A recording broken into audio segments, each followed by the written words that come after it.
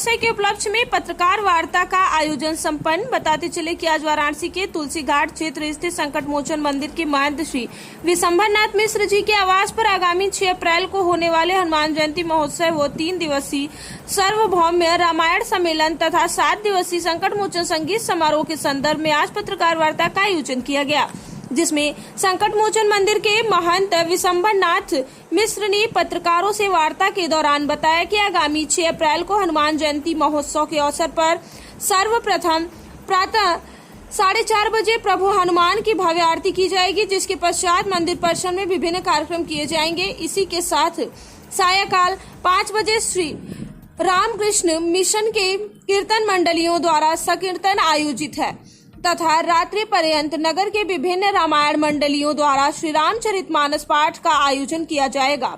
साथ ही साथ आपको बताते चले कि जिसमें 3 दिवसीय सार्वभौम रामायण सम्मेलन आयोजित है। इस कार्यक्रम में काशी तथा देश के अनेक सुप्रसिद्ध मानस वक्ताओं की कथा साया 5 बजे से रात्रि 10 बजे तक चलेगी, जिसमें सर्वप्रथम पंडित उमाशंकर शर्मा जी बरेली, श्री रमाकांत चतुर्वेदी जी हनुमानगढ़, श्री नीरज मिश्रा जी छपरा के हैं। तत्पश्चात 10 अप्रैल से 16 अप्रैल तक चलने वाले 7 दिवसीय संकट मोचन संगीत समारोह का भव्य आयोजन किया जाएगा, जिसमें देश ही नहीं विदेशों के भी नामचीन कलाकार बाबा के दरबार में हाजिरी लगाएंगे। मिल रहे हैं और यूजुअली पत्रकारों से आजकल मिलना लोग परहेज करते हैं, इसलिए कि वो जो इतना तेजी से जो विकास हो रहा है सब उसमें फंसे हैं और किसी के पास समय नहीं है। तो आज हम लोग किसी विशेष पर्पज से यहाँ मिल रहे हैं। और देखिए, ये शहर जो है बड़ा बेजोड़ शहर है। जो आपको दिख रहा है वो शहर है नहीं। इसके कुछ इनविजिबल कंपोनेंट हैं, जैसे परंपराएं हैं, इसकी मान्यताएं हैं। तो हम तो अगर कहेंगे कि इस सेंचुरी में अगर कोई सबसे बड़ा विजनरी अगर इस शहर में आया है तो मैं पंडित मदन मोहन मालवीय को जानता हूँ। ये एकेडमिक्स का ये शहर रहा है, तो उन्होंने बड़े क्लेवरली काशी हिंदू विश्वविद्यालय की स्थापना की कि काशी का जो एकेडमिक डायमेंशन है वो मजबूत बना रहे। संगीत के माध्यम से, अन्य विद्याओं के माध्यम से, प्राच्य विद्या जो आपके हैं, आपका संस्कृत का जो ज्ञान है, उन सबों का संपोषण हो और ये शहर निरंतर अपने बढ़त को बनाए रखे। इधर देख रहे हैं दूसरे ढंग का विकास हो रहा है, उसका शहर से कोई मतलब नहीं है। और इसीलिए हम परंपराओं तक अपने को सीमित करते हुए 6 तारीख को हनुमान जयंती का आयोजन है। और ये मात्र हनुमान जयंती नहीं है, ये शहर का एक पुराना इतिहास, 500 वर्ष पुराना इतिहास सब समेटे हुए और उसका एक शोकेस है जो कि बड़े रूप में आपके सामने आएगा। तो 6 अप्रैल गुरुवार चैत्र शुक्ल पूर्णिमा के दिन हम लोग हनुमान जयंती मनाएंगे, जिसमें भक्तगण श्री हनुमान जी महाराज की विशेष श्रृंगार, झांकी, आरती, पूजन इत्यादि जो सुबह के समय होता है। और उस दिन जो आरती होगा, जो नियमित मंदिर का आरती का समय वो 4:30 बजे सुबह होता है। उस दिन थोड़ा विलम्ब से होता है, सूर्योदय के जस्ट पहले, मतलब लगभग वो 5:30 बजे के आसपास, जब हल्की सी लालिमा होगी उसमें हनुमान जयंती हम लोग मनाएंगे। और इस अवसर पर उस दिन शहनाई वादन का सुबह कार्यक्रम होगा, ब्राह्मणों द्वारा रुद्राभिषेक, श्री रामचरितमानस का एकाह पाठ, श्री राम सीता राम संकीर्तन, रामार्चा पूजा, वाल्मीकि रामायण के सुंदरकांड का पाठ, जो कि हनुमान जी महाराज को श्रवण कराया जाता है। और शाम को रामकृष्ण मिशन के कीर्तन मंडलियों और जो आसपास के जितने बनारस जिले और मिर्ज़ापुर ऐसे आसपास के जितने इस तरह की मंडलियां हैं, वो आके चैती के रामचरितमानस का वो गान करते हैं। पूरे रात ये मतलब 12-1 बजे तक चलता है। सुबह के समय हनुमत ध्वजा, ये कार्यक्रम बाद में जुड़ा है, तो लगभग 15 दिनों तक ये मारवाड़ी समाज के लोग हनुमत ध्वजा हनुमान जी महाराज को अर्पित करते हैं। तो कल उनका हनुमान विसर्जित करेंगे। उसी समय ग्रामीण क्षेत्रों से भी लोग आते, दूसरा ग्रुप आएगा जो कि करीब 10 बजे के करीब मंदिर पहुंचेगा। उसमें संख्या भी बहुत ज़्यादा होती है, 40-50 हज़ार की भीड़ होती है। उसमें ग्रामीण महिलाएं, बच्चे सब उसमें शरीक होते हैं। तो ये हम कहेंगे मंदिर के प्रति आदर और जुड़ाव है लोगों का, तब ये सब चीज़ें चल रही हैं। तो ये हनुमान जयंती के अवसर पर पहले दिन का ये कार्यक्रम है। फिर उसके बाद सार्वभौम रामायण सम्मेलन जो 3 दिवसीय और ये 100वां अधिवेशन है, इसमें देखिए जो कथा की पद्धति है वो काशी से हम तो कहेंगे पर्टिकुलर संकट मोचन की विधायक स्तर से डेवलप हुई है।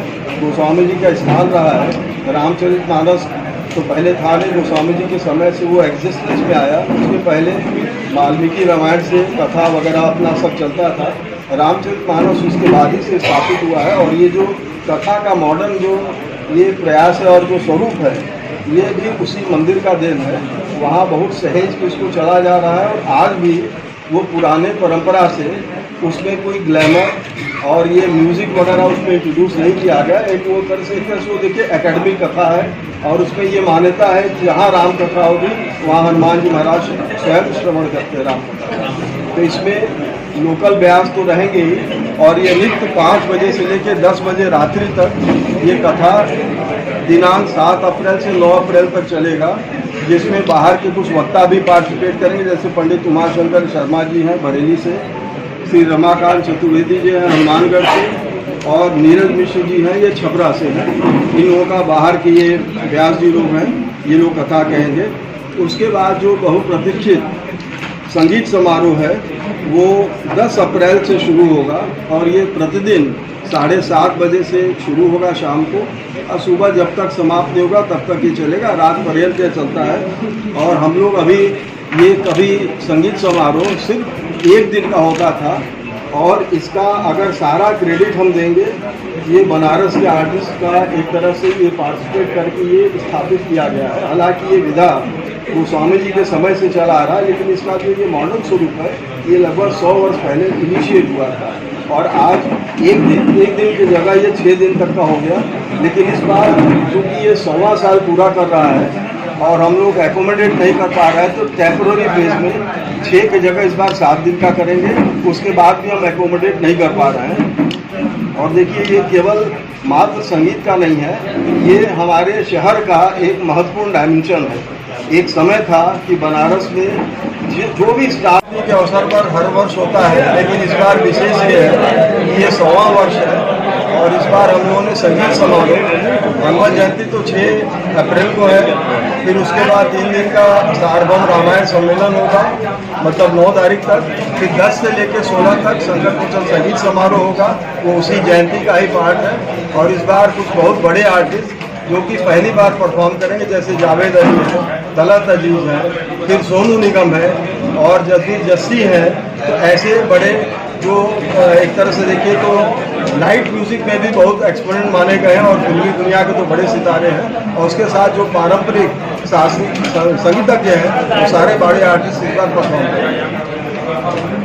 कितने दिनों तक चलेगा ये कार्यक्रम? इस बार इसको विशेष रूप से 7 दिन का किया गया है क्योंकि हमें सब आर्टिस्ट को इनकॉर्पोरेट करना था। अभी भी देख रहे हैं कि बहुत लोगों को नहीं बुला पा रहे हैं, तभी 7 दिन से, क्योंकि हमको व्यवस्थाएं बहुत कठिन है, ये रात भर लोगों को जागना पड़ता है, तो 7 दिन से ऊपर अभी हम लोग नहीं करते। महाराज जी कितने बजे कार्यक्रम शुरू होगा, कब चलेगा? ये 7:30 बजे शुरू होता है और 4:30 बजे मंदिर का आरती होता है। तो हो सकता है अगर कार्यक्रम नहीं संपन्न हो पाएगा तो आरती के बाद भी ये चलेगा, सुबह 6-7 बजे तक भी चल सकता है। अच्छा, जितने भी कलाकार हैं क्या उनको किसी तरह का पे दिया जाता है? यहाँ आर्टिस्ट अपना कोई प्रोफेशनल चार्ज नहीं लेते हैं, उनका आने जाने का और लोकल हॉस्पिटलिटी का ये सब मंदिर वाले करते हैं। उनके जेब से मंदिर पैसा नहीं लगने देगा, सारे खर्च मंदिर उठाएगा।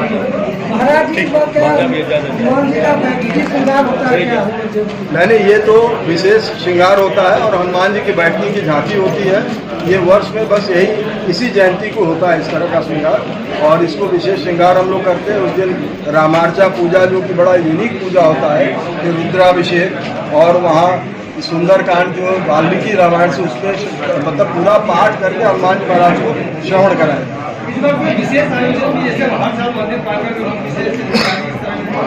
नहीं तो कला दीर्घा रहेगा और इस बार विदेशों से भी लोग उसमें पार्टिसिपेट करेंगे और वो 7 दिन चलेगा और हमारे अभी डॉक्टर विजयनाथ मिश्रा जी उसका पूरी उसको कोऑर्डिनेट। महाराज जी, लगभग संगीत समारोह के संदर्भ में सभी बातें हो गई और आपने बहुत ही अच्छे तरीके से सभी बातों के बारे में बताया। महाराज जी, मेरा सवाल आपको तुलसी घाट और रामचरितमानस के संदर्भ में है कि वर्तमान राजनीति में रामचरितमानस की कुछ चौपाइयों को लेकर के राजनीति खेली जा रही है, इस संदर्भ में महाराज जी आप क्या कहना चाहते हैं? देखिए, रामचरितमानस में आप राजनीति करेंगे भी तो राजनीति हो नहीं पाएगी। और हमको ये जो अभी नेगेटिव टाइप के जो कमेंट्स आ रहे हैं, इससे आपको हतोत्साहित पहले नहीं होना चाहिए। हमसे अभी 2-3 दिन पहले किसी ने पूछा रामनवमी के दिन, अगर रामचरितमानस के बारे में कोई सवाल उठा रहा है तो आपको प्रसन्न होना चाहिए कि एकमात्र यही ग्रंथ है जिससे सबको आशा है। देखिए, अपनों से ही लोगों को शिकायत होता है। अगर किसी बात से उसको अगर समझ में नहीं आ रहा है तो ये आपके क्षमता पर निर्भर करता है। एक तो पक्की बात है, वो रामचरितमानस पढ़ रहा है, पहली बात, और आपको उनको कन्विंस करना चाहिए किस कॉन्टेक्स्ट में कहा गया है, क्यों कहा गया है। हम समझते हैं कि लोग बहुत ही अडॉप्टिव हैं और रामचरितमानस के बारे में कुछ लाइन जरूर है जो लोग ऑब्जेक्ट करते हैं। अगर आप उसको लोगों को ठीक से समझाएंगे तो सब लोग मानते हैं। तो ये अगर कोई प्रतिवाद कर रहा है किसी लाइन को लेके, ये पक्का जान लीजिए पढ़ रहा है तो आपको इस पर अपने दृष्टि को बदलना पड़ेगा, आपको रिएक्ट नहीं होना चाहिए।